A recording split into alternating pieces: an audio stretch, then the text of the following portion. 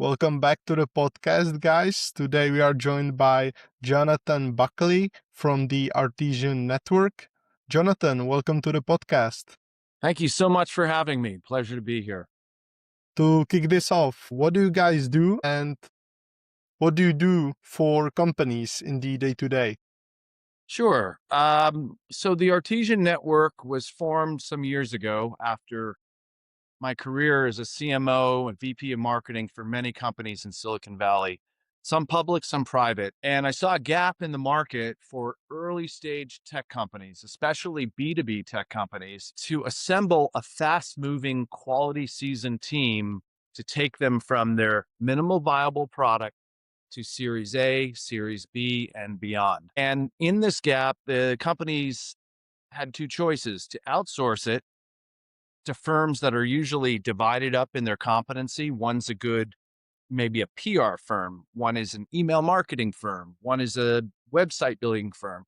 Takes a long time to assemble and it takes the CEO offline when he or she is needed the most.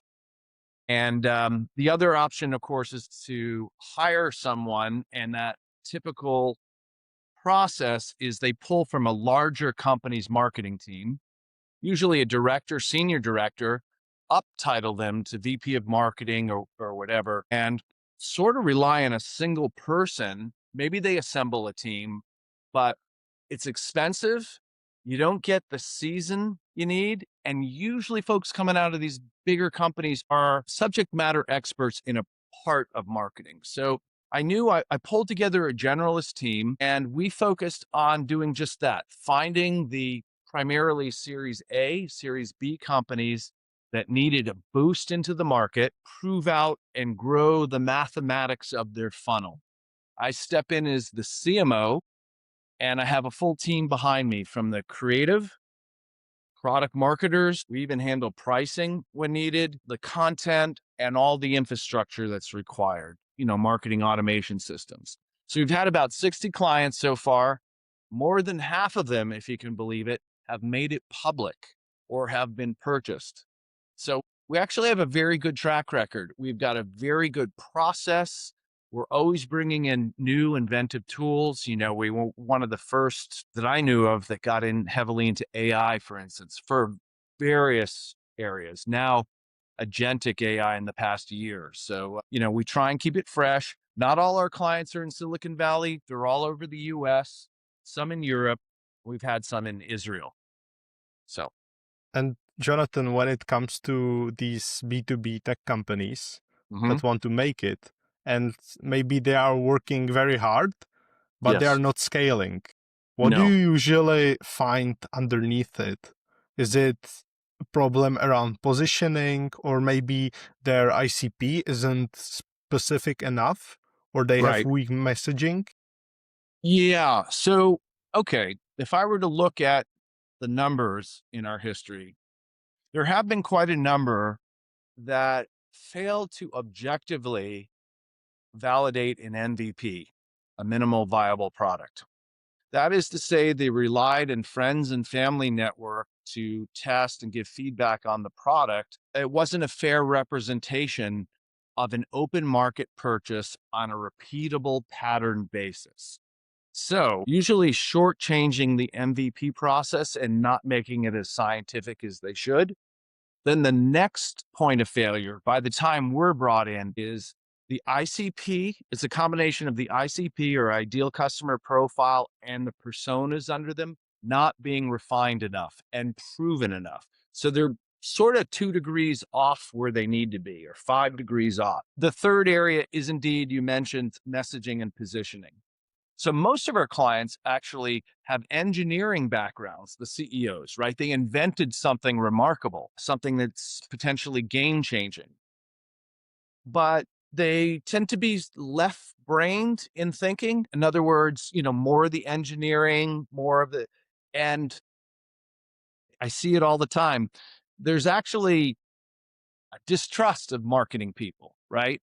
So we spend a lot of time, our methods are actually more quant based than a lot of marketing firms. So we describe to the CEO, for instance, driving a product MVP and a marketing sales MVP, because there is such a thing, at the same level, and put it in their language about what we're doing, how we're doing it, and how the numbers in the end will put them on a more risk free, less capital intensive chance for success. So the messaging and positioning is very important. You can't just make one message because if you're selling to the enterprise, for instance, you have 6 to 7 constituents, a main buyer, but maybe the CFO, the CIO, the chief security officer, whatever. So multiple personas. So that core message needs to be put into the language of each of those personas. And that's almost always skipped by the early stage startups unless they get some seasoned help in there. And again, assembling your own team, it could take you 3 months to recruit somebody that will give you, doesn't have the experience, right? Wants the title. Proof of this is that the average tenure of a marketing lead in tech startups is 12 to 18 months. So they shortest tenure in the C-suite. And then they take another 2 or 3 months to hire their team and then get everybody working. You're out 6 months before you're actually starting to do marketing. Whereas if you take a seasoned team, think of us as like a SWAT team that comes in, we're delivering stuff on week one because we've been there before. We're highly technical. It doesn't matter what the product is. We've been deep, but we work on the translation of the engineering brilliance into what the marketing actually buys in the end, the values that the product has. Yeah. So it's a combination of multiple things. It's multiple things, but kind of in that order. So we check the box. Is the MVP good? Are they hitting the right people under the thesis of the company? And are they speaking to the right people in that way? Now, there's a lot of other things, of course, to get to scale, like how you configure your systems. And these days, you don't have to have huge budgets for marketing to have impact because we have automation tools now. But it requires your operators to be seasoned, know the patterns. You can't just leave it to AI to do as much as people would believe. You need an orchestrator, like a conductor in an orchestra, to pull this together with some human and some robot help. When it comes to the messaging, if a rep has no deep domain background and they need to sell this, Mhm. what must the messaging include so it still lands and converts? Well, I've written some articles on this. They're on my LinkedIn, my personal and business website. There's one called The Math and Science of Storytelling to the Enterprise. So I know people think enterprise tech, how could there be anything emotional? How could there be anything but like speeds and feeds and facts and tech? Well, that's part of the challenge in doing good messaging and positioning is finding that angle that connects to the CFO, the CIO, the CEO, whoever your targets are. Maybe it's lower in the organization and hook your story because everything in life that sells of greater and greater value has a story attached. Think art, right?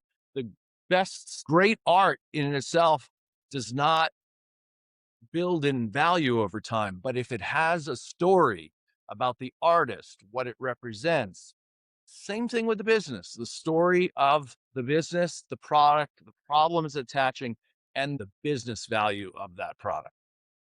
And a lot of buyers don't trust marketing.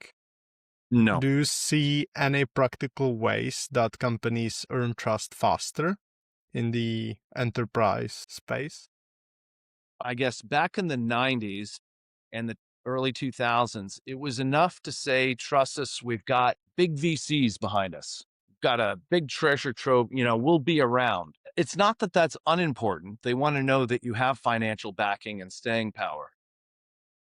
But proving the product, proving its value, having the story that fortifies it, and then has good backing because of those things gives confidence to these companies. Now, not all enterprises will take risk, of course, on a young company, right? But if you find the market leading ones They always have departments that are looking for strategic edges that can be provided by new tech. That's where you got to focus, whether it's at American Express. There are some laggards, and then there are some early adopter, Microsoft, Amazon, these sorts of companies have to stay out on the bleeding edge and to stay ahead of their competitors. You mentioned that you use AI a lot inside of your Yeah. company. Yes. Where do you think AI actually helps teams? I know already, and what we're experimenting with now, test whether we get the value because a lot's changed in just the last year. Our first AI client was 2017, and it wasn't until 2018 that Google issued the white paper about processors, which brought LLMs to life. So we were in on it early. So the obvious one everyone's using, and their thought of what AI is through the LLMs, right? And there are many of them. We use many of them for different reasons. So you have to ask the question, what business problem are you trying to solve with the AI? And then find the one that best fits that. We get a lot of value out of Claude lately. Opus 4.5, and now it's 4.6 with co-work and coding. You get pretty good writing augmentation. You get pretty good research, but you get excellent automation. Let me just say the only thing Claude might fall a bit behind some of the competitors would be the generation of videos or graphics, right? Not as bad at it, but Gemini, for instance, is truly multimodal, where you can throw audio files, video files, PDFs, and get great results. And of course, they have many different Nano Banana and other video and photography based stuff. So OpenAI is the gorilla in the group. They were the first out. It's still pretty good for strategizing. And for straight up research, Manus and Perplexity are very good. They bring on where they're training themselves from and disclose it, right? So you can track everything back. Lately, I just posted this today on LinkedIn. We've been experimenting with creating a digital clone of me. So this is a unique use of AI. We're experimenting because it's jarring to some people, but I used a company called HeyGen to create a physical clone of myself. And then I used 11 labs to create a voice clone of myself, and I connected them with an API. The problem I was trying to solve is that the executives we work with, the young CEOs, can't find consistent time on their calendar for professional recordings, right? And video is so important now. The production costs of traditional video is just too high for startups. Doing the creative, doing the post production work, the lighting setups, everything. So we do it once, and then we have an AI window where we can take our scripts, implement it, and we get the creative, the packaging, the video. And in the past 2 quarters, we found that quality is good enough. We've tested it out with engagement A/B testing that we're adding that to our portfolio in this coming quarter. These are kind of the things that we're using, but the various different AIs in marketing right now. And of course, we're moving one client to an agentic based demand gen system, and Claude accomplishes so much with that. Yep. That's interesting use case with the cloning of yourself. Yeah. I never thought about that. And in terms of the goals that you have or the vision for Artesian Network, what does it look like? Well, to be quite honest, until fairly recently, kind of ran it as a lifestyle business, right? Just few people. Most clients came through personal networking, referrals. It's really in the past year that I decided I had a stint living in Europe, was not able to entrench myself there.